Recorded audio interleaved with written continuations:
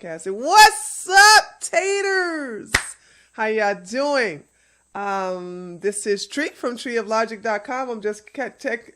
Oh, we look so fabulous. Oh my God, I'm looking on Twitch right now, and I'm like, wait. See me hit you with the B-boy I'm like, oh my God. I'm like, oh Lord of mercy. I am looking, oh, wonderful.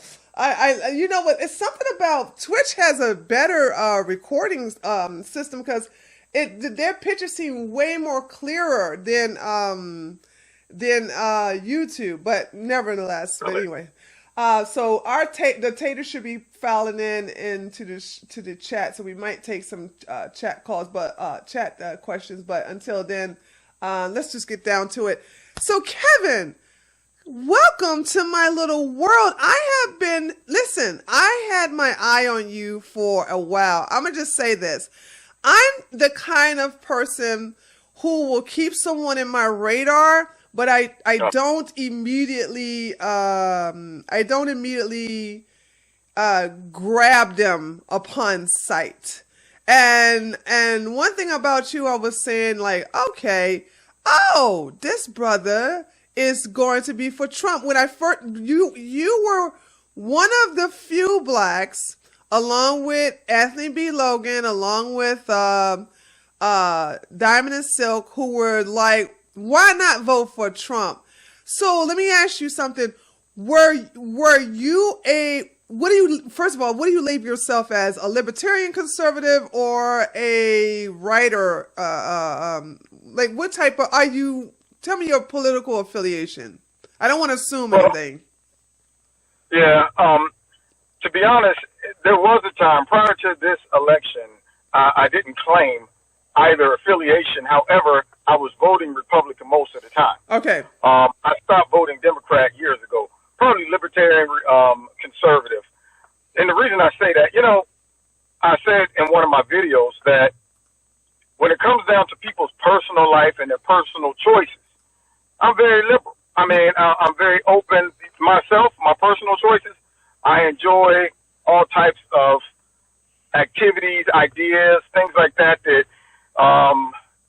might even fall in the category of what some might think would be a liberal activity or a liberal view on something. But when it comes down to politics, that's where I'm very, very conservative. When I see a large group or a group of people in general trying to force certain beliefs and policies into the public, whereas it starts to invade my personal thoughts, my personal views, and my personal decisions, I draw the line. So when it comes down to policies and comes down to social issues, I'm very conservative. But me, as a person, hey, you never know. You might see me trying to be Evel Knievel tomorrow. I'm that guy that's like, I think I could jump that bridge. I'm pretty sure I can make it. So I mean, my personal life is straight adventurous, but my political views are very conservative. Okay, great. Now, and the reason I say you were one of the few, because even though I was on the Trump train, I did not think he was going to win. So I didn't really go into the whole pushing for voting for him, because I was under the assumption that Hillary was so crooked that she was going to basically buy that election, especially if she lost. So there was no such thing as winning and losing. She felt that she deserved it. She felt that because she was a woman, she was owed it, and that nothing was going to stop her, because the fact that she was not charged for those emails just made me feel like she was untouchable. Right. So that's why I didn't push the whole go with vote, but you did. Why? I did. And I'm sure that puts you in a very unusual position with the black community, or even, and I'm going to assume maybe with some personal friends and family. Can you share that with me? Am I off? Am I spot on? Or? No, you're dead on. You're dead on. Well, I contribute a little bit of this to just the way I think and the way I approach things. I've always been kind of just a very independent person, All right, let me give you an example. Okay. When I was in college, I was a football player. So, along with being a football player, there comes a lot of stereotypes on how you should act, groups of people you should run with. But I was also into arts and things like that. For example, I took a modern dance class in college, and all the football players came to this little dance performance just so they could laugh at me. It's like, dude, it was so embarrassing because I had to come out my little leotards, and I see them all standing over there. They got the football jackets. They're all standing in the background like, let's see this. I want to see this. And I'm saying to myself, I know I'm going to get it tomorrow at practice. But a part of me, I just said, you know what? I can only be me. And if you love me for me, then I know you're true. Yeah. If you accept me when it comes down to maybe some of my individual choices, but yet at the same time, you're not blinded by that and you're still able to see the nature of my character and the loyalty and the relationship that we have, then I figure you're a legitimate friend. If those type of things make you waver, then, you're just an associate anyway, if that. So when it came down to my voting choice, I knew that I had to be a pioneer when I stepped out and decided I was going to go, public about how I felt about Trump. Especially considering this was not in my plans. I didn't plan to be a political commentator. When the Republican Party, I think it was out of Columbus, they saw a video that I did on YouTube, and they reached out to me, asked me if I would come down and speak. Just so happened, the guy who set it all up was like, we want to put this live on your Facebook channel. And I'm like, oh, crap. I knew it was going to happen right there, and I was like, it's about to get real ugly, but hey, let the chips fall where they may. Well, my original Facebook page had almost 5,000 friends on it. A lot of them were from YouTube that had saw the video, maybe I'd say 1,500 or so, but the rest were just people over the years that I developed relationships with. Oh! Right. And most of them were, of course, you know how it is. Uh-huh. Yeah. So soon as they aired it live, the crap storm hit. And I was called now this wasn't by people I didn't know. There were some people on there that I knew. Some of them was questioning whether I was on that stuff. Oh. You know how Oh, no, really? Yeah, I mean, Oh, the people my were God. like, the kid on that stuff, he ain't on that stuff, is he? We got this stuff. It was crazy. And, and last week, or 2 weeks ago, I interviewed one of my best friends from childhood on my blog radio show. And he said, Kev, one thing I can say about you is that you stuck with it from day one and you called it. And none of us was believing it. And you called it. You was confident when you called it. And it happened. And people would see him down at the voting and they would say, man, what's up with your boy Kev? Is he okay? And he was like, yeah, man, he's just different. He does what he wants to do. I mean, they were asking him like, dude, do we need to have an intervention? Do we need to, I thought I was going to come home and have them all sitting in the living room, like, we're glad you're home from work. We need to talk, but nonetheless, when I got hit with all of that from Facebook, and I'm talking, I got hit. One girl said, F my mom. Damn! What does my mama have to do with this? And then there was girls saying, he too fine to be a Republican girl. I was like, wow, man, so I can't get no play because I'm a conservative? I don't understand. I guess there are things that they just can't get past. Forget a brother can have a job, he can have nothing. They'd be like, he okay, he's a fixer-upper. He can have everything and be conservative. And they're like, girl, he's not worth it. It's not worth it. So anyway. But surprisingly, to my defense, like the first day of that feed, I was bombarded. But out of nowhere came a slew of Trump supporters. And when they came in, they demolished all of the haters because what they did is they came in with facts, they came in with reason, data, logic, and it frustrated those haters to the degree where some of them were inboxing me telling me to unfriend them. Like, your friends offended me. I'm like, wait, you jumped on my timeline and attacked me. And now that you're getting beat up with facts and logic, you can't handle it, and you want me to unfriend them? No, I'm not unfriending them. Right. But I hung in there throughout the whole election. I stood strong with that, even though I came under severe attacks. Made maybe 2 or 3 more videos on on YouTube, and I wasn't hip to the whole YouTube thing. There was a lot of traffic starting to take place with those videos, and I was just in it to make a video. I was like, yo, I'm express how I feel. I wasn't paying attention to any of that stuff, like subscribers and all of that. Well, as the election came down to the end, well, I told everyone, well, we won. So I guess I'm done. I don't need to make any more videos. I'm just going to go ahead. Oh, no, honey.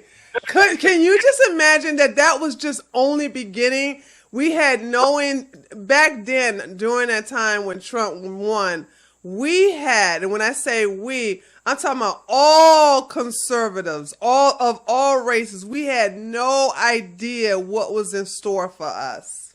None whatsoever. And I always tell people, your gift will make room for you. I'm a published author. I have a children's book out.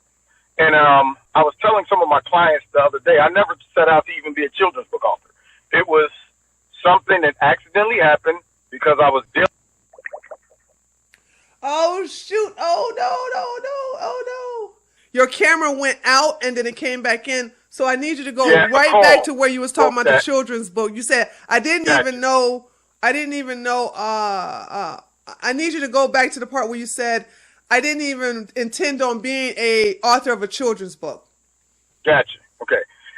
So I didn't even intend on being an author of a children's book. What ended up happening was I was stuck in the room with a bunch of kindergartners during lunchtime watching the teacher's class while she went to lunch, and they were driving me nuts. They had stuff on their hands. They couldn't tie their shoes. It was about 25 of those little busters, and they like, he's looking at me, and so to cope with it, I decided to make them all sit down crisscross applesauce. Okay. And I just simply started telling a story that engaged them so much that where kind of a light bulb went off. Yeah. And I continued to tell the story, went to a studio, laid down the voices and the whole story, put score music underneath it, had my buddy do some illustrations, sent it off to a publishing company, didn't care one way or another. And sure enough, they sent me an email back saying, man, we love the story, we want to publish it. Well, I didn't set out to be a children's book publisher. It was just a gift that I had, and it just happened to fall into play. Awesome. I never set out to be. Yeah, it's pretty cool. Matter of fact, I got a couple readings I'm doing this week. But the same thing, I never set out to be a political commentator. I just wanted to express how I saw everything unfolding in front of me. I just saw the true ability and effort to steal the election. And I wanted to make sure people knew that, and they knew that what they were going to get if they would have voted Hillary in. Yeah. And by doing that, once we won, I thought, man, my mission is completed. Well, I didn't realize it had just begun. For the simple fact, one, the people kept asking for more videos.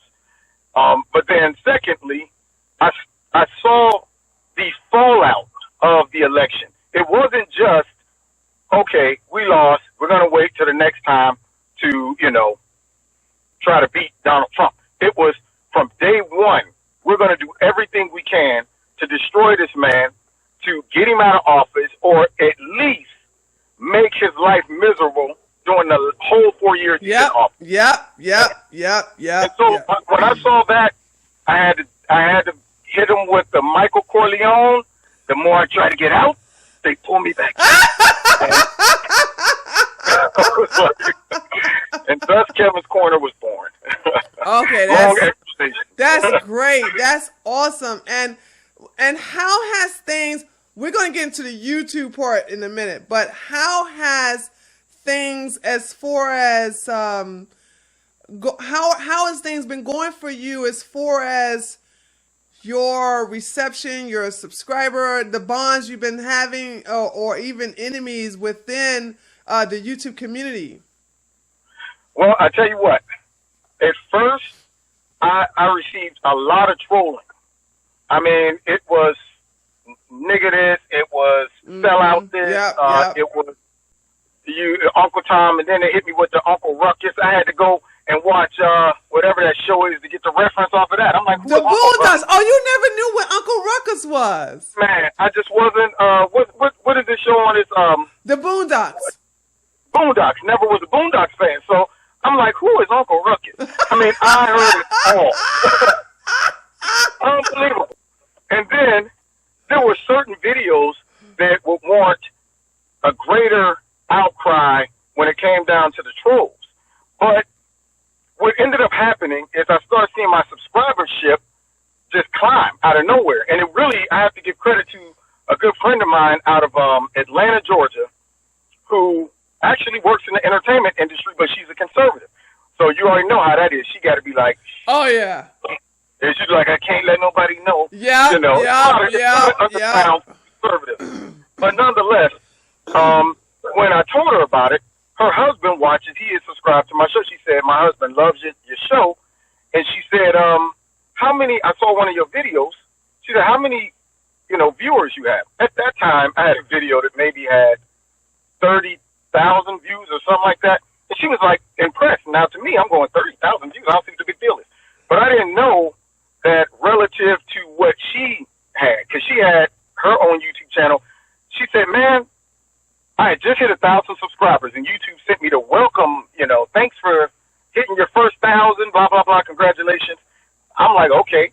Well, when I told her that, she was like, what? You got 1,000 subscribers and with 30,000 views? And I'm like, what's the problem? I don't see what. That is, that's very impressive. That's very impressive. That's, actually, that's very impressive because my video in reference to Black Lives Matter didn't start taking off until I reached 2,000 subscribers. So yeah, that's for you to have 1,000 subscribers and over 30,000 views. Is that what you said? Yeah, I didn't even have 1,000 at the time. It was wow, that's great. and here's what got me. She the one who hit me to it. She's like, Kev, she said, I've been on YouTube for 2 years. She got a cooking channel. I'm sorry, I'm getting hot. Okay, she got a cooking channel. Yeah, woo, take it off. Da da da da da da da da da da da da da. Woo! Yeah, so look at me. I'm just edit that out. So anyway, so she said, I had this little cooking channel on YouTube for over 2 years. I got like 250 subscribers.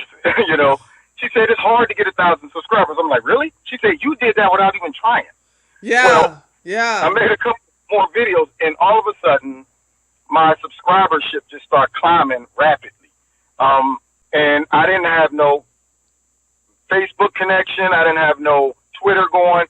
People were just sharing the video. It went up to, I think, 20,000, then 30. Now it's over 31,000. And I'm enjoying the trip, but I'm humble about it because, I never get too hyped about. I tell my subscribers all the time, I appreciate their support, their encouragement, all of that stuff. But being in the public eye in other fields, I've seen how one day you're on top, next day. Yeah. So I definitely appreciate the support. All it takes is one questionable or controversial statement from me, and half of those could be gone tomorrow. Yeah. So the way I look at it is enjoy the journey. Don't invest too much weight into it to the point where I'm crushed or disappointed if things go south, and that frees me up to just be me. When I sit back and say, I don't have an expectation. I'm just doing what I enjoy. I'm doing what I believe. A lot of people ask me, do you really believe what you're saying? I mean, and I've had people ask me that, are you paid? I mean, are you doing it just for promotion? I'm like, wait a minute. What type of money could you give me, considering my background, where I came from, and the respect that I have from just the streets? I'm like, what kind of money do you think you can give me to suffer the attacks and the negativity and the persecution that comes along with this? Yeah. You know, I'm like, and people who know me know that I'm not a fake guy. I can't speak on things that I don't believe, especially with passion. Right. It just won't be visible. It'll be you. You'll see right through it. So to be able to do that, talk about things I really believe in and support, and also benefit off of it and enjoy it, you know, you can't beat it. But I always approach things with an expectation that is realistic. So either way it go, I won't walk away sad. Right. I'll enjoy the trip, you know. So yeah, I've taken some flack from a lot of people, but when people start saying things like, "Oh, I can't even be your Facebook friend," I'm like, "Oh no, you're going to defend me? Oh no, you know, I'm built for it tough. That stuff doesn't bother me. You know? Whatever. I did have. Now here's what got me. I have a cousin who's an attorney. I didn't even know she was following my feed when it comes down to my political views on Facebook. I called for, I had a question. I said, give me a call back. Her response to me is, I'm sorry, I don't talk to Trump supporters. Oh, damn! Oh! And guess what? I've not heard from her since. So I may have lost a family member out of it. But hey, what are you going to do? Honey, please, look, their family members are overrated. And I'm speaking from personal experience. Please, trust me. Yep. Now, how has things been with YouTube? Have they been messing with you? YouTube, one area they mess with me in is the monetization. So what happens is, I figured them out though. There's keywords that I guess must alert them, and they demonetize you before you even finish uploading the video. Soon as you, if you have a certain title, I don't know what kind of algorithm they got going, but I'm like, wait a minute, I didn't even post the video yet. And you're talking about, wow.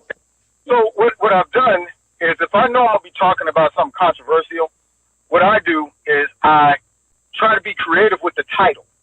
And since I already have a decent amount of followers and subscribers, they're going to click on it and share it anyway, versus relying solely on a title or a controversial title. Right.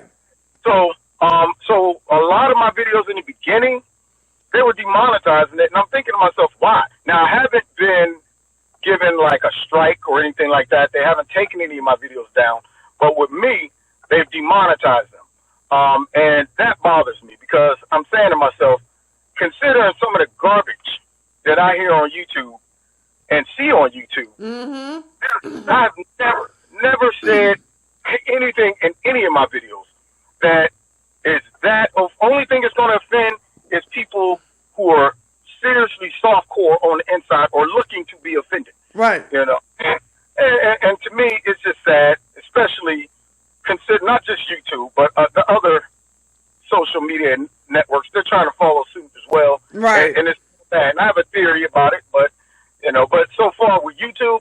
Oh, and another thing they've done is I've had a lot of my subscribers say things like, I'm not getting notifications. Yeah. Been there, done that. Right. And another thing is, as much as my videos are shared, my subscribership is growing slower now. I kid you not. I thought I looked one time in my back office and it had 32,000. Then all of a sudden it went down to 31 again. They're taking subscribers away from you. This is, remember earlier when I said, Kevin, I'm going to show a little synopsis of this on YouTube, on my YouTube channel, even though I'm messing it up on purpose. And what I was talking about is that every time I upload a video, YouTube takes away subscribers. So I got fed up about it. And on Social Blade, it's called Operation Stay in the Red, because I'm always in the green except when I upload a video. And so it cost me to just only upload once a week. And if I do a stream, then I mean, that's just as worse. So I have been going on a rebellious streak lately by uploading, deleting, uploading, deleting, uploading, deleting, and then doing streams and deleting just to keep my numbers in the red, because I want to show people how YouTube is taking subscribers away from me every time I upload. So you're absolutely right. When you say you was at 32 and now you're at 31, they're probably doing the same thing to you. What they've been doing to me is punishing conservatives or anyone who has wrongthink by taking subscribers away from them every time they upload a video. And I'm sure you heard some people say, because I have a long list of screenshots of people saying, Tree, they done unsubscribe me from your channel again. That's I have to one. resubscribe. Yeah. Yep. They've done that to me as well, where people are like, man, I got unsubscribed and I don't even know how. And they got to resubscribe. It is absolutely shameful what they have been doing to conservatives on YouTube, Facebook, and Twitter. Yeah. And, you know, and I just made a video today, and I haven't uploaded it yet, but really, I think they are prepping for the next election. Because yes, you're spot on. Yes. Yeah. And they saw one of the major factors that messed Hillary up was individuals like myself and you that simply did not buy into the propaganda and had the guts enough to combat all of these false narratives that were floating around. And they're really not challenging the legitimacy of what we're saying. They're challenging our opinion and our influence. Yep. The bottom line is they know that maybe not all black people might listen. There's going to be the majority of them that will say, oh, man, I don't know what's wrong with this dude. He done sold out. But then there are some that will say, you know what, I was kind of feeling the same way, and it's good that there's another brother out there. Yeah. That confirms that I ain't isolated and crazy. Yeah. And so that voice, that underground voice, that underground method of getting news and information and alternative narratives out there is what they're going after. Because they know we played a major part. Yeah. People were letting Hillary have it with those WikiLeaks exposures. They were letting her have it with all kind of articles that the liberal stations were not going to show or talk about. And those are the things that I think were a bigger factor than they anticipated.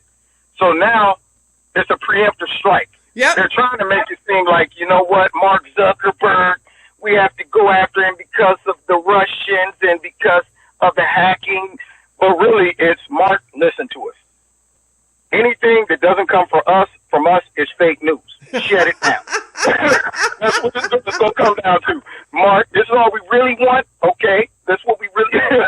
If it doesn't come from us, shut it down. Yeah, that's right. That's right. That's right. So, they're going to try to put us in a serious box this next election, the 18 and the 20 election. And I'm praying that some alternative. This is the time for entrepreneurship. Well, are you on BitChute? Because I will vouch for BitChute. And it's easy to set up. If you need help, let me know. I would gladly to help you set that up. But BitChute is going to be the next platform that's going to save everybody who has a different point of view. It's not an echo chamber, because you have people who are libertarians, liberals, as well as conservatives who upload on there. However, you don't have the SJWs and the people who say that they have 73 genders and they're non-binary. Yeah, They don't have to worry about being kicked off of YouTube, because this is their safe space. But this is not our safe space. This is a hostile environment for us. And so I would definitely suggest that you diversify when you get a chance. I know it is time consuming, especially with the fact that you have a job. You know, get a chance to at least diversify your videos to at least another platform. And I highly suggest that BitChute be that other alternative. And if you can spare another one, Twitch would be the second one. Twitch? Yeah. Okay. Does it operate Similar to Okay, hold on. Let me take that back because listen, Twitch is not easy to understand. So let me just say DTube. okay, all right. Because listen, the millennials are not really good at teaching, and I had to, whenever I had to learn about Twitch or OBS or anything dealing with technology, I had to watch 18 videos of millennials trying to teach, and they're awful teachers. Hashtag not all, hashtag 90%. They are awful teachers. So, when it came to Twitch, I actually learned by trial and error, and I'm a good teacher. So, it's something I'm going to have to probably teach to people who know how to teach. But if you want something that's intuitive, BitChute and DTube and Stemit is going to be good. But if you actually just go to DTube and something that's really easy, DTube and BitChute. DTube and BitChute. Yeah. Hey, and speaking of good teacher, that's what drew me to your channel. I think the first video of yours was the Black Lives Matter video. Yeah. Hilarious. Yeah, that went more viral than I anticipated it to.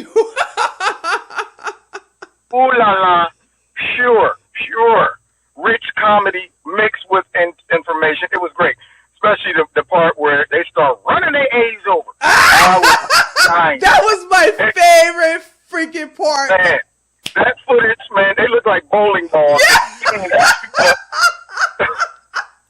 They had to change the strategy real quick. All right, this ain't working. Everybody gather around. Let's huddle up. All right, that's not good for nobody. That's not good for nobody.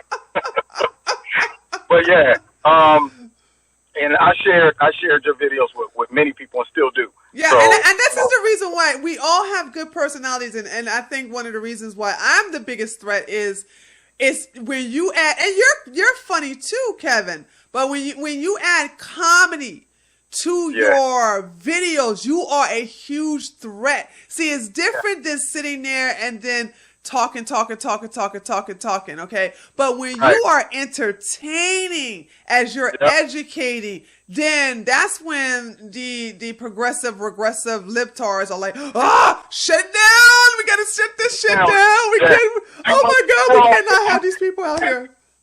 They'd be like, too much of a draw. Not only that,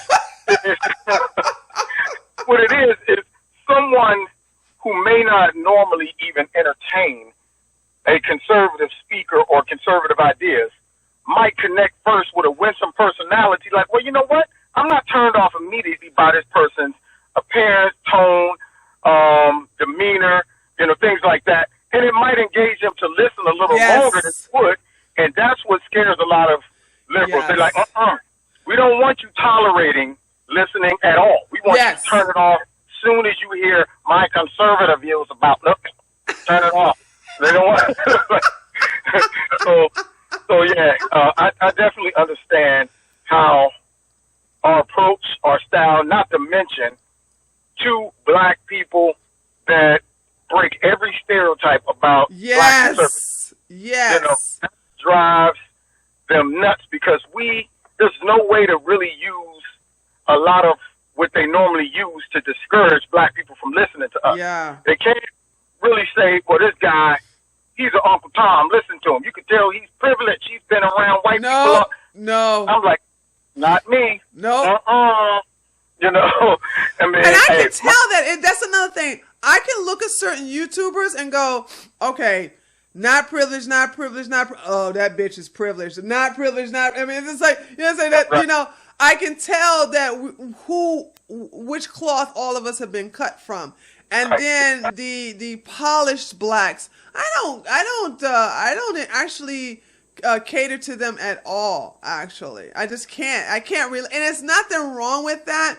I just can't relate to that. But when you have somebody like you, when you have somebody like me, and we're out here, we're showing people that, guess what? We came from that life, but we are not about that life. We are about making ourselves better. And we are actually showing that it can be done. Now, now this is a good subject that I want to talk about, because I've noticed, and I definitely want your opinion on this because you're a black man. I've noticed that we are having more black people come to the conservative political side. However, overwhelmingly majority of them are black men, and I do understand that the black community is mainly matriarchy, and I do understand that it's the liberals' handouts from the Democratic plantation of EBT cards and you know all this the food, you know, food stamps and EBT is the same thing. The benefits they give them, you know, affirmative action where they give Section 8, you know, WIC, all these other things that benefit black women who rule the black community. They don't want to leave that basically those nice benefits, quote unquote.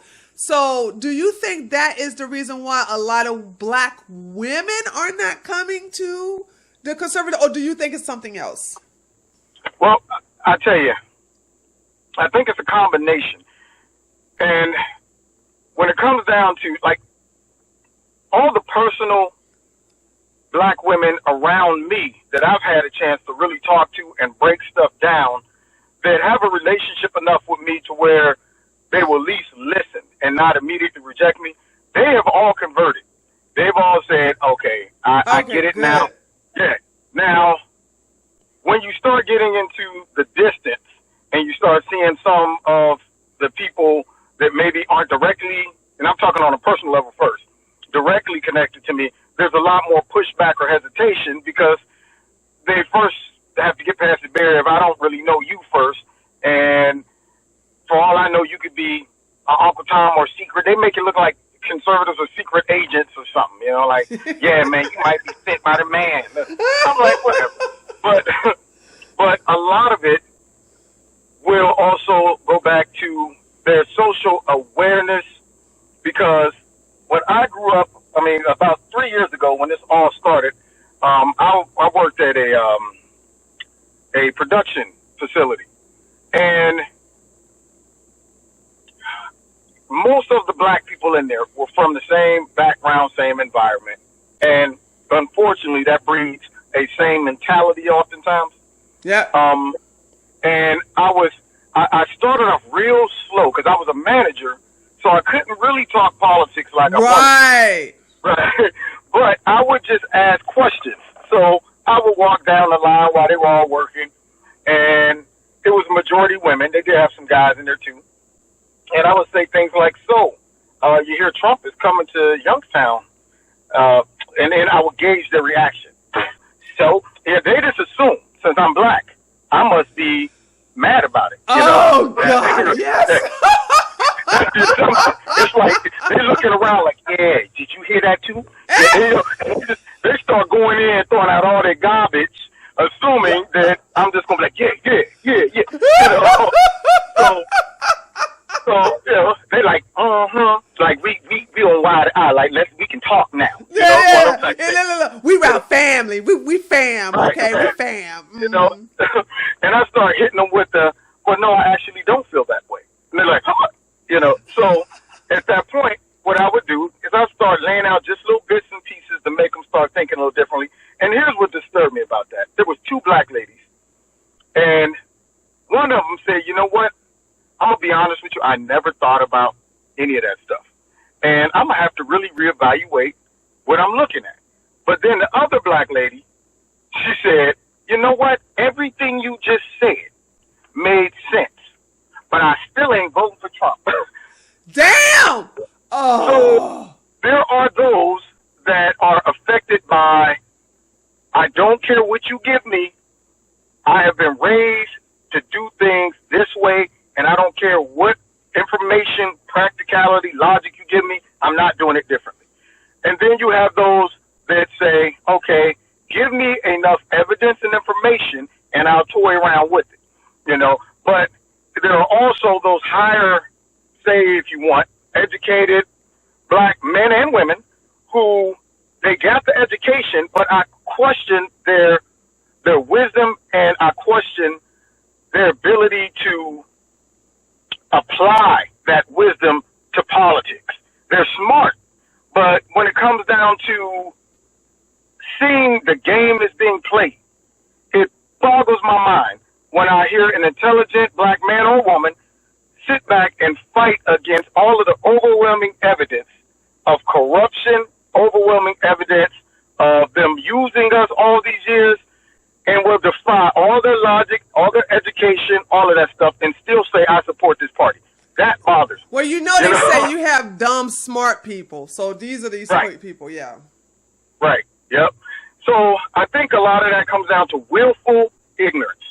And that goes both ways. Now, with the black men, I think a lot of them have a tendency, at least the ones I engage with. If I see that the initial discussion is, man, I'm a hardcore Democrat and I'm here to fight, then sometimes I don't even bother with them. Right. But a lot of black men will sit back and say, dude, man, be honest with you, man, I don't care as long as I get mine. Right. They're like, I don't care if Trump. So they don't come in with a lot of, some of them don't come in with emotions per se, but I either find that they are adamant about being a Democrat or they're indifferent, where it's kind of like, okay, now we got a canvas, we might be able to paint something on, and those are the ones that kind of, well, I feel you though, man. I mean, I don't hate him, but I don't like him either. You find a lot of that going on. But no. But no. I got to piggyback on what you just said. I don't like him. I don't hate him. Well, I'm sorry. You remember this because I know I remember this. The fucking rap community loved Trump. Trump loved him. And see, this is where logic comes in. Nobody's able to see this, and it drives me nuts. How do a person get to 70-something years old being loved by white, black, all types of people? Nobody's running around attacking the man over racism.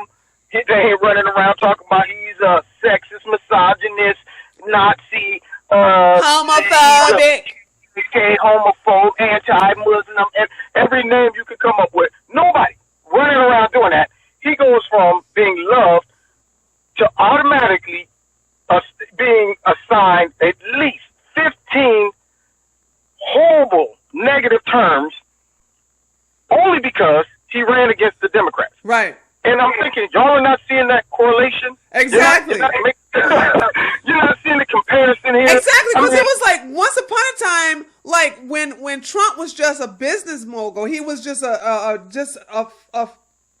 oh my gosh, he was just so well loved, where rappers would have him in Trump in their lyrics, just his name in their lyrics. They actually just idolized the man. All of a sudden, he decides to run for presidency, wins, and now he is all of these opposites. I'm like, when did this happen? How did we go from, because I actually attended when Trump was really, really embraced by the black community. On two different occasions, he was invited to Atlanta, and I had to drive up there, and he did a conference. And I mean, that thing was packed with black folks because he was actually giving business advice. He was actually talking about how it is to deal with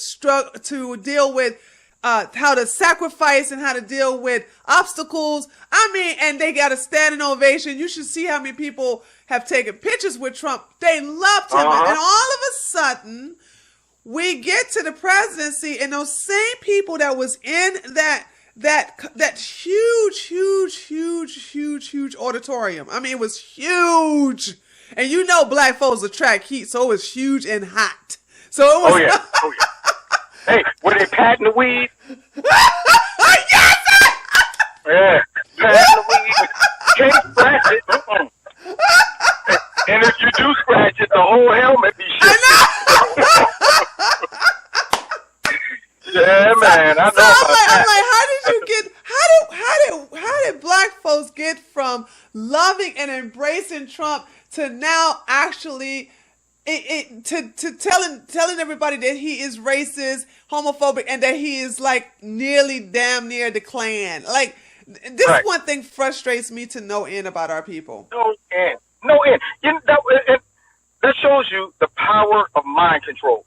If I was an evil man, I could be a billionaire because you could take advantage of. It shows how easily humans can be manipulated and taken advantage of. Yeah. Because that would be equivalent to people who know me, which some people actually did this.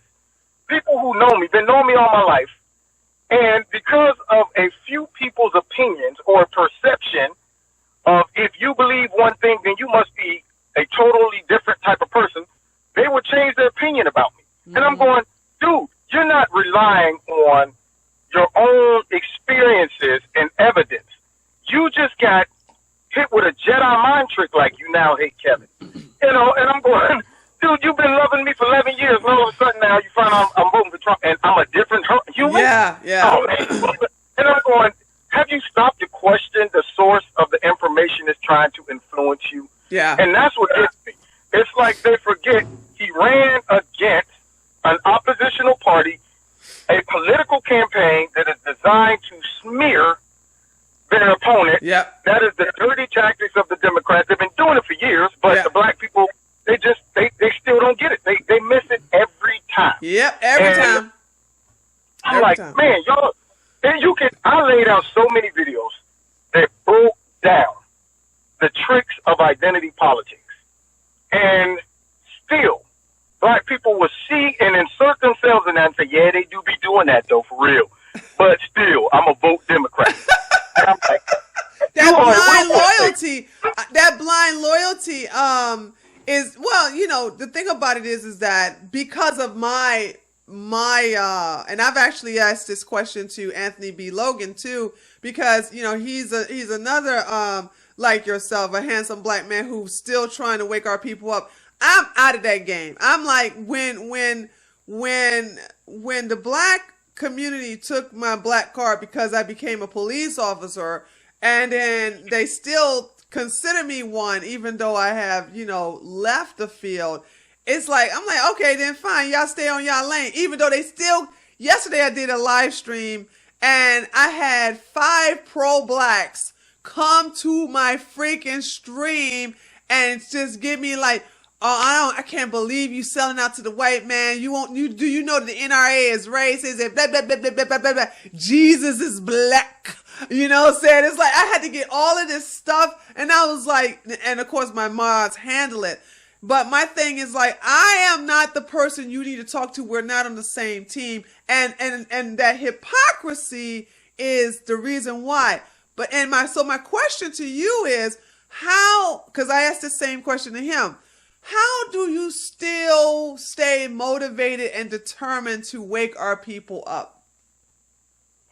Well, it can be frustrating sometimes, to be honest with you. On my regular Facebook page, I'm in a serious battle right now with some people over a post that I made. I normally don't even post on that page, you know.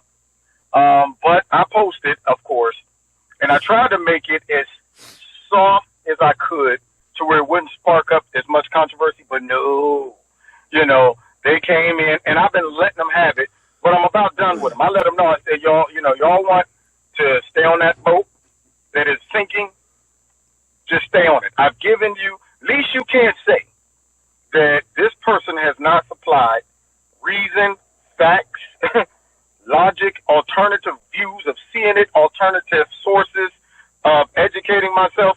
So now I've given you all of that. There you go. Right. You know, get out the net and fly on your own. So there is that point where you say, I will save who I can save, and that's it. Whoever don't want to listen, you know, let them go ahead and fall to the wayside, do what they do. And those that will listen, they'll listen. Yeah. And so I'm able to wear most people like a loose garment. That's what lets me keep going. Okay. Because, okay. Yeah, I'm able to disassociate myself from the results. Meaning, I celebrate those that say, dude, thank you. I'm glad you helped me. Because many people voted for Trump that I know from Facebook because of me. Now, they were like, they came by night like Nicodemus in the Bible. Listen, man. Hey, in my inbox, you know somebody trying to... I'ma slide into your inbox. I'ma slide into your DMs. Like I feel what you were saying, you know. Hey, I was talking to a professional athlete, black dude, before the election, and I said, I was talking about Trump, and he said, "Hey, man," and he looked around as if he was scared for his life. He looked around. He leaned in. You know, you about to get some deep when the brother leaned in. I voted for Trump too, but I was scared nobody. The lean got me. That's the telltale sign you up to something. Yeah, man. Oh, God, that is so funny. That is so funny. Yeah, you're right. When they start leaning in, you know, even though there's nobody around, you know you're about to get some around. Yeah, just to make sure, like, ain't no bugs in there. Concerned, man. But yeah, so to continue moving forward, you have to be able to really disassociate yourself from the results and the negativity and keep it moving.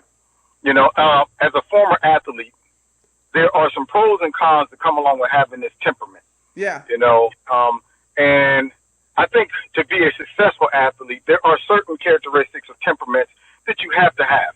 And one thing that my coach would always tell me, he would say, you know, Kev, play the next play. I was in a game in high school, and I had this little girlfriend, right? Uh-huh. She was a cutie.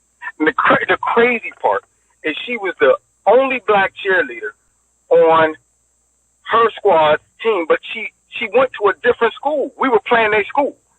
So, so she's the only black cheerleader on their team, and the whole week she's telling them how her boyfriend's going to run all over them. Now, I understand. I understand the anger. I mean, if she went to my school and she was saying that stuff, I'd be like, who the? But because she was my girlfriend, I was biased. So I'm like, right. So I'm planning on having a big game that week, you know, and she all excited. So sure enough, I come out trying to look all pretty and stuff for the game. I see her over on the sideline like, that's my man, guys. And opening play, I get the ball, fumble, they pick it up, run it in for a touchdown. Down 7-0. I'm like, I got the turtleneck, and I'm kind of, oh man, okay, that was all right. So I go to the sideline, and the coach, he looks at me. He says, "Hey man," he said, "that play, it's over. You can't replay it. So you know what you got to do? Play the next play. That's it. That's all you focus on." Good advice. Good advice. So, but here's the crazy part. Now, I understood the analogy at the time. It was, if you focus on your past failures, then you won't be able to aggressively and confidently approach your next step. Yeah. Because you're thinking about, man, I just fumbled, blah, blah, blah. And I understand how that can mess with you mentally. Well, guess what? He says to build my confidence back up, all right, we're getting the ball back. I'm giving it to you again. All right, play the next play. I go back out there. Guess what happens? Next play. Boop. Fumbled it again. Oh, no! Guy picks it up, runs it back in. We down 14-0 in the first 2 or 3 minutes of the game. No! Now, you're talking about a mind screw. I'm sitting here like, man, okay, where's the next sewer? So I can go into it. And I looked over, I'll never forget, my girlfriend was on the sideline like this. What happened? I know she was thinking, if they don't win this game, I gotta transfer to his school. I know. So I went in halftime. I took off all the gear, trying to look cute with the little wrist. I said, "Nah, I'm going back to the original. I'm going out there rugged and raw. You know, no elbow pads, nothing, bare hands. I'm like, I'm going out there to get it done." And I could not focus on those last 2 experiences. And I ended up rushing for like over 150 yards, scored a couple touchdowns. We won the game. Good. After I had to move out of Youngstown anyway. But nonetheless, I was like, look, fellas, now I don't want to move, okay? We got to come back. You understand? I don't want to move away. Well, you know, the bottom line is that's how I live a lot of parts of my life. Through my mistakes, I say, you know what? If this didn't work, like I was an entrepreneur. There were things that I started that I had great hopes in, didn't go the way I wanted it to go. I just shed it, just like that. Like, you know what? That's done. All right, what's the next play? Yeah. You know, what's the next play? Can't sit back going, man, woulda, coulda, shoulda, and so on and so forth. I always say, so what? Now what? That's it. It's like, okay, it is what it is. Now what? What do we do after that? Right. And so that's how I deal with it. And now it's down to a minimum, especially on my YouTube channel. I rarely get negative comments, rarely get a lot of trolling and things like that. And there's alternative, you know, networks that I've built too, like my other Facebook page. Everybody who's on it, they actually support me, so I'm not worried about that. Good. Yeah, you know. But and the people that know me around here, they know that's just Kev, man. He don't think like all of us, and I got to be prepared to have him. And I'm not like one of them people who all the time I get with my family, I'm coming in. Right. I sit back and say, you know what? If you pick a fight with me, I'm gonna punch you in the face. Exactly. Like, but if you know, see, it's like they asked to get beat up. Yes. I'm sitting there going, dude, you know I'm a conservative. You know I don't believe in all that crap. So while we eating, don't bring that up. Right. Don't. You know, Right. And sure enough, it's like, so how you feel about your boy Trump now? You know, and I'm going, great. And here we go. We back at war. Yeah. You know, and when they start losing, then you're getting mad. Man, you a punk. You a sellout. Yeah, man. exactly. They throw the first punch, but when you beat their ass, then they all of a sudden cry victim like, you didn't have to hit me that hard. Exactly. Man, it was this girl who, she's probably going to see this one day and be mad. I don't care. She was flirting with me via Facebook and live on another coast. And the girl was gorgeous, drop dead gorgeous. And, you know, at my age, nothing, beauty, none of that stuff, that don't sway my opinion. I'm not right. You've been there, done that, okay? I'm not a young boy anymore. You know, when I was younger, I might have been like, what you need me to say? Be like, I like eating doo-doo. I'll be like, me too. Listen, when can we get together, you think, and eat some of that doo-doo together? You know? It was all motor driven back then. You know? But now, I'm like, I don't care that you fine, you know. And she was talking about, well, I like to come see you one day, blah, blah, blah. But she was so liberal, it was ridiculous. And she's not just a independent liberal, like, oh, I just have my own thought. Aggressive. Like, I go out looking for problems in the world. I look for stuff to complain. I look for articles that hate Trump. I look for all of this stuff. And I'm going, okay, if you're doing that and you know I'm doing the opposite, total opposite, we don't need to talk about politics. Right. Period.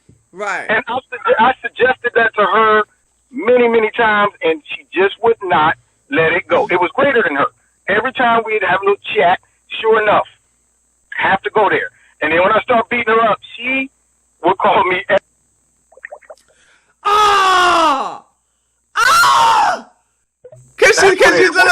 She hacked your phone because you said she called me every bloop and then the call dropped. She's like, we'll never let this get out. But yeah, she would call me constantly. And then when I beat her up over the phone because she wants to throw out all that garbage, then I'm every name in the book. Yeah. You know, you a blank, you hate your own race. You hate your people. Oh, You're yeah, in a dark I place. get that a lot too. All of this stuff. And she didn't realize that I didn't care. I'm like, okay, how about this? How about you never call me again? Thank you. Take care. Bye-bye. Right. And but here's the thing. It's something about that she liked.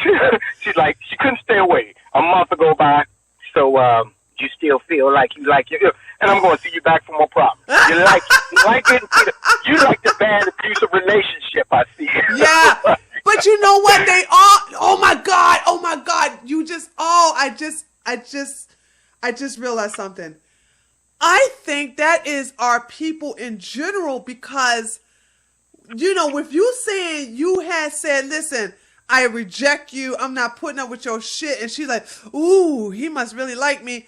That just made me realize I have now a lot of reason I'm getting a lot of the pro-blacks coming my way now is because I beat the shit out of David Duke, you know, verbally on a debate. You know what I'm saying? Right. That was their wet dream to see a black woman just take David Duke, Mr. Former Imperial Wizard, and just go, take that. Right. And I mean, and actually just love it, love the process. And then when I tell them over and over again, get off my YouTube channel, it makes them say, no, I'm gonna force you to love me. And I think that is our community in general, isn't it? It's like they love the abuse. If you treat them well, they will disrespect you. But if you disrespect them, they will. It seems like they will never let you go. Right. Yeah. It's that desire. I was telling somebody before I started talking about this. I did public speaking, but it was in a different area. It was I dealt with sex, dating, and relationships. Yeah. And the biggest problem with relationships that are poor is that need to feel validation, need to feel like you meant something to that person. And the person that's at the disadvantage, the one that's being mistreated or broken up with, has that subconscious need to feel like I meant something to you. And that causes people to hang in there way longer than they should, trying to prove to that person that I'm important. Yeah. You know, it's like, no, you're gonna recognize that was a good thing for you. And the other person's just casual about it, like, yeah, you was cool, but hey, look, it's over. Go ahead, you'll find somebody else. Yeah. And I'm saying, you know, do you just need to feel like, yeah, I thought so. I knew I meant something. I'm glad they now finally recognize that I'm important.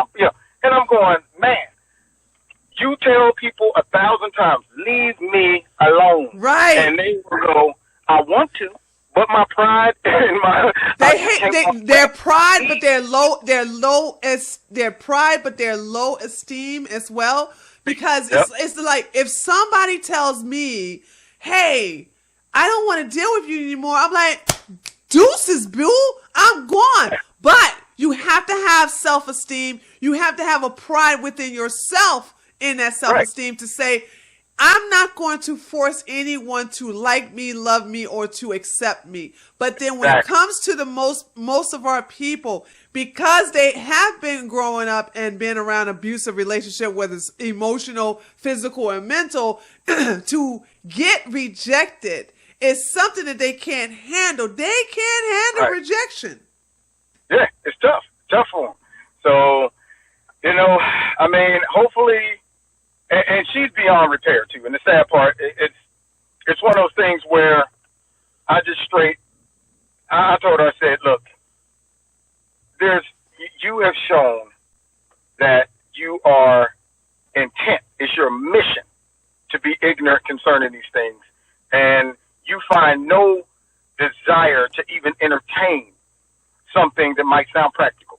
The anticipation is very acute with me when it comes down to her, because I'm saying I know exactly how you're going to respond.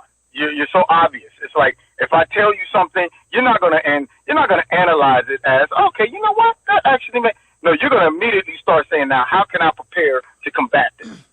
You know. Or how about this, Kevin? How about this? Because remember that when one of your Facebook friends says, "Girl, he's a fixer upper," do you know that is the mentality of many black women? They feel like if they see a strong black man, their goal is to break you down, okay, to make you subservient, to turn you into what they thought they want you to be. And once they did it, they're not really satisfied, and then they just move on to someone else. You are a challenge to them. Right. Yep. And you know what? She did say that one time. It was so funny. She said, as much as you make me mad, you know, because I never even met the person. I mean, they know. Damn. But she said, as much as you make me mad, it kind of turns me on. Because because you're smart and you refuse to bend on the way you see things. She's trying to break the stallion. She's trying to break you. You can't break the stallion. Every time you get on my back, you're going to be like,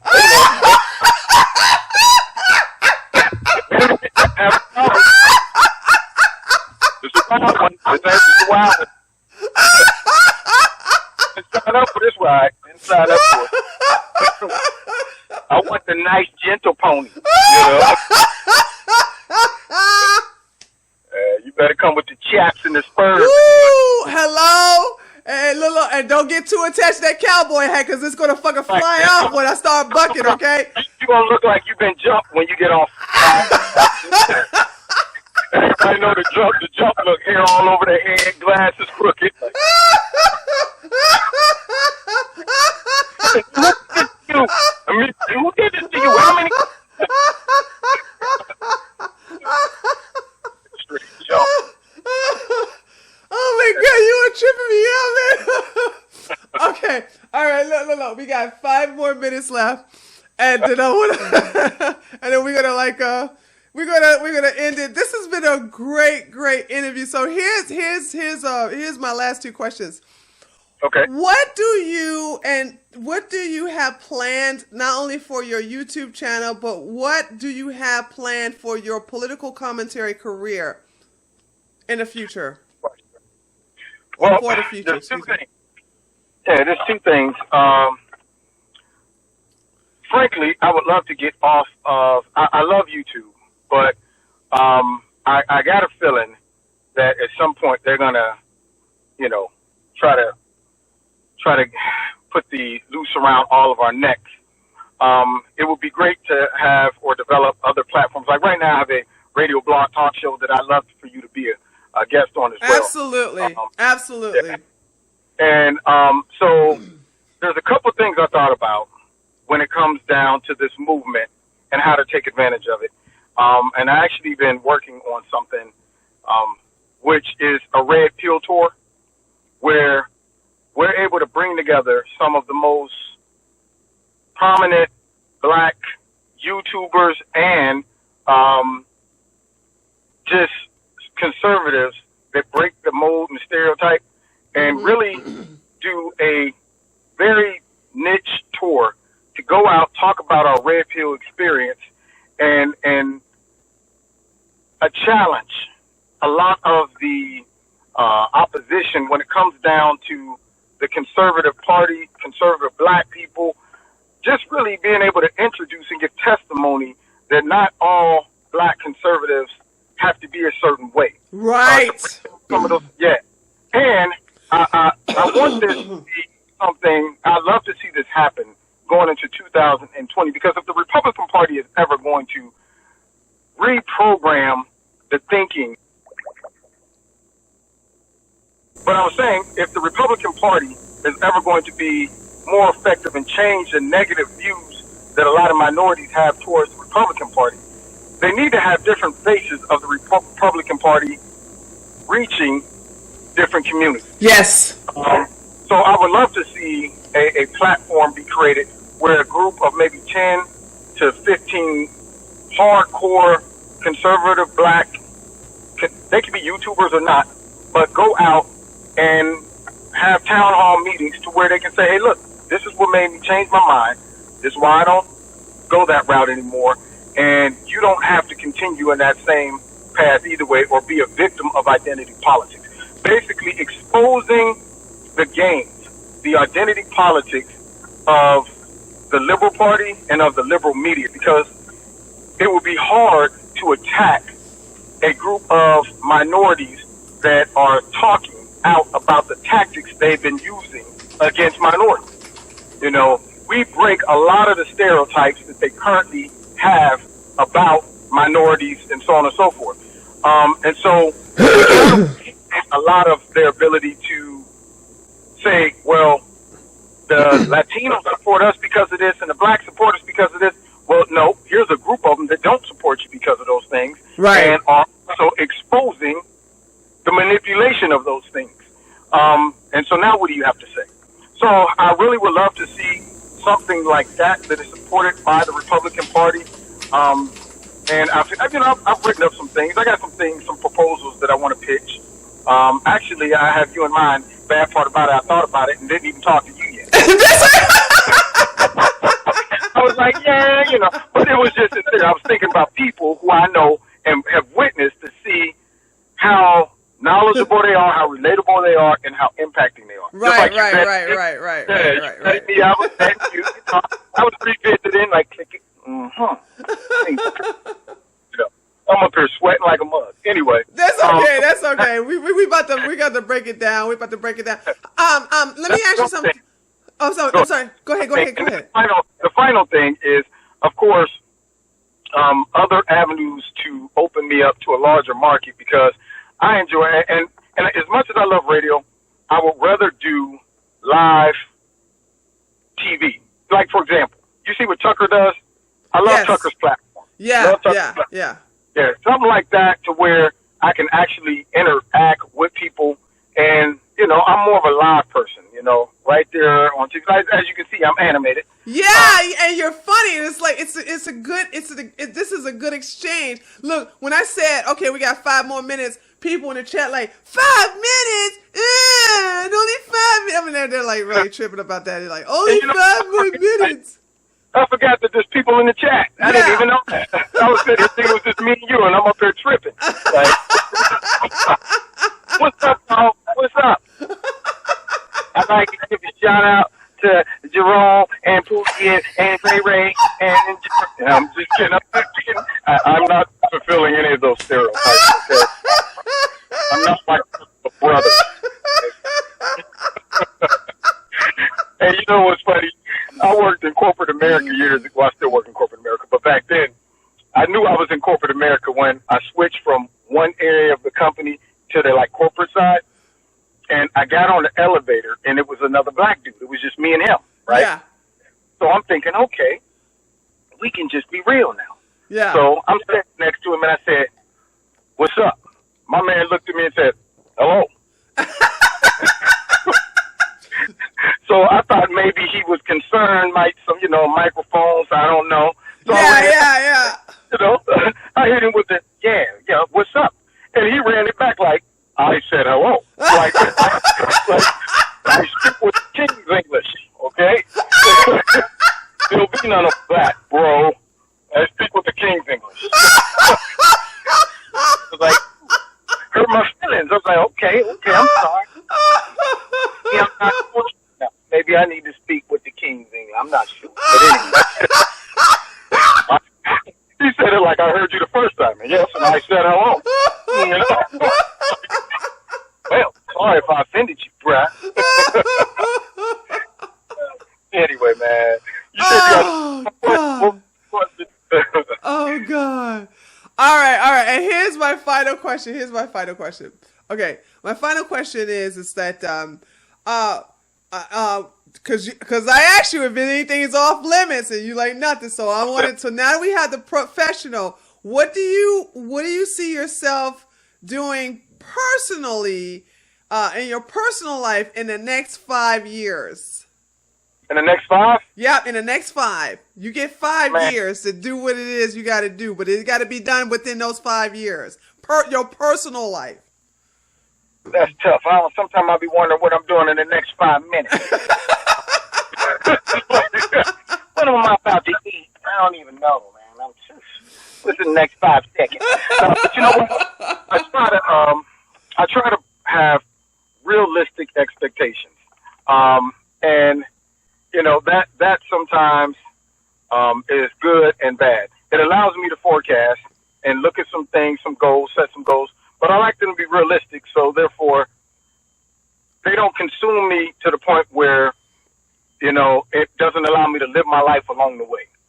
So I like to leave room for spontaneity and also for the ability to change that plan if necessary, if something else comes up.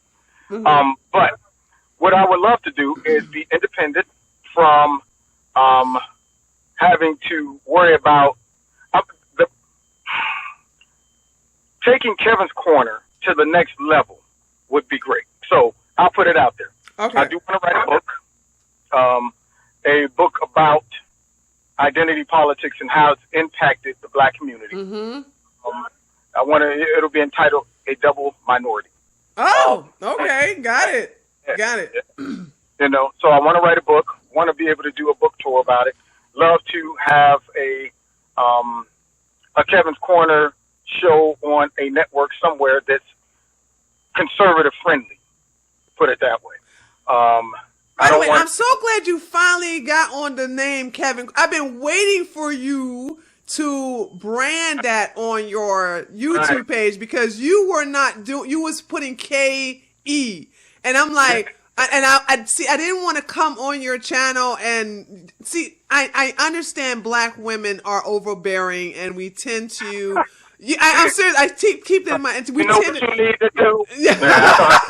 And I didn't want to come across as one of those black women, so I said he'll eventually catch on. Maybe another man will say, "Hey, Kevin, it's Kevin's Corner. Go ahead and label your YouTube channel that way. Go ahead and embrace that name." And once you did, I was like, "Woo! Yes!" And you know what? Once again, it was one of those things that I kept saying Kevin's Corner, but it was kind of jokes. I was just joking. I'd be like, man, welcome to Kevin's Corner. But you kept saying it, and so therefore you weren't aware. Just like you said, a lot of things you do, how you got successful, you did it unintentionally. You branded yourself that, and now you had to own it. And by the way, this is a good thing. This is not a bad thing. These are good things.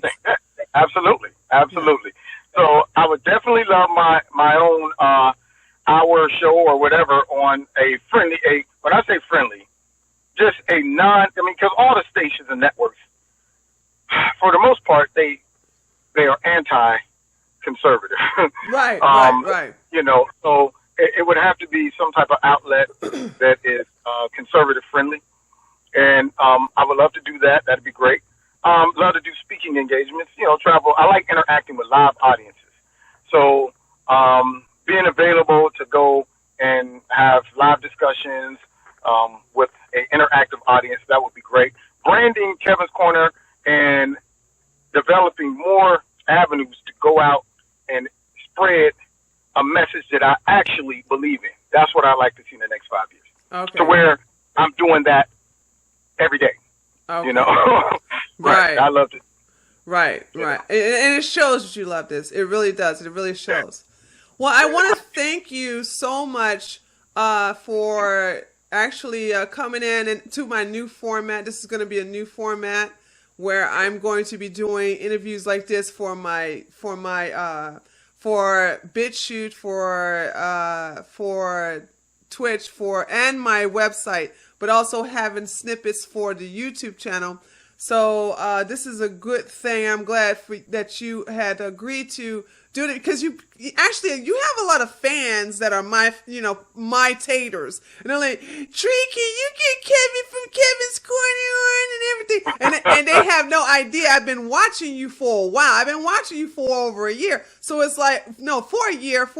I've been watching you for a year. You know what I'm saying? Mm-hmm. But you're not the only one. There's a lot of people I just sit back and just watch them. Right. That's good. And so now I love the direction you're going into now. It's obvious that now you have found your niche and you are comfortable. You branded your Kevin's Corner. And I was like, okay, let me get him. And you're funny, of course. So I knew I was going to have a great time coming on here. So tell everybody your social media links and places where they can find you, your Twitter, your Facebook, and I will have those. I will tell people if you're watching this post recording, understand I will have those personal links in the description box below. But go ahead and tell us verbally, Kevin, where they can find you at. Okay, you can find the easiest way to find all of them is to go to Kevin's Corner on YouTube first. And in any of my videos, if you click about or scroll down, you'll see the links to all the other social media outlets. So I have my Twitter on there. I do have a Minorities for Trump Facebook page and also have my Kevin's Corner Facebook page as well. Then I have my email address. So if you need to contact me or anything, that's also in the bottom link as well. So all of the links to reach out to me or just follow me, you can find that by just simply going to Kevin's Corner on YouTube, and all of the links are in the bottom. All right, that sounds good. Now, Kevin, I want you to hold on for me. We're going to go ahead and sign off on Twitch. So, Taters, I can tell from the comments that everybody is loving this. I'm glad you love Kevin, and I'm glad you're giving him some love. You guys, what you're watching right now is the raw version of this video. So what I'm going to be doing is I've downloaded this to my hard drive, and I'm going to be taking this and I'm going to be editing it, and also putting all his contact information on the screen and re-uploading it, and then taking some snippets and putting it on YouTube. So I need you to understand that this is just a raw footage. You get to see us interact with each other live on Twitch, but I'm going to be putting the finished product up later. So this is the benefits of, watching me here. So thank you so much. You guys love Kevin. We're going to have more guests like him coming up in the future. And I will definitely be back later on today to do the news. All right, Kevin. So tell everybody thank you, and we'll be. I'll have you on again in the future. Good. I would love that, and likewise, have you on to my blog talk show. I would love to have you. Thank you, amazing, and you're doing a wonderful job. And for those watching, thank you very much for supporting. Keep supporting both of us, and God bless you. God bless America. All right.